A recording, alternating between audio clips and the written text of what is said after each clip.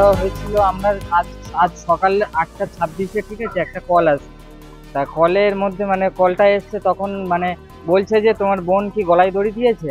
তা আমরা বললাম আমরা ঠিক জানি না। তা আমরা সবাই, আমি তখন বাড়িতে আমার বাবাকে বললাম, ভাইদের ডাকলাম যে এই ব্যাপারে একটা কল এসছে। তা আমার দুই ভাইকে পাঠিয়েছি, মেজো ভাই আর ছোট ভাইকে পাঠিয়েছি যে দেখতে যে আমার বোনের বাড়ি কি হয়েছে।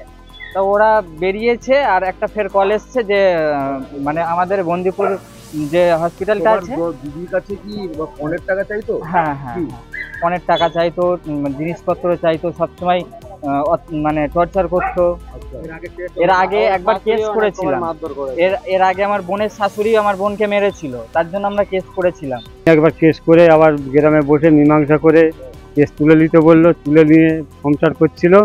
হঠাৎ মারা গেছে। আজকে সকাল থেকে ওরা কেউ ফোন করেনি, পাশের বাড়ির থেকে একজনে ফোন করে ফোনের টাকা চাইতো? ফোনের টাকা চাইতো, এটা ওটা চাইতো, যা চাইতো। আমি একটা মেয়ে বলে সব কিছু দিতাম। তারপরে অত্যাচার করতাম। কি চাইতো? ও কি চাইছে? শাস্তি চাই, আমি শাস্তি চাই ওদের।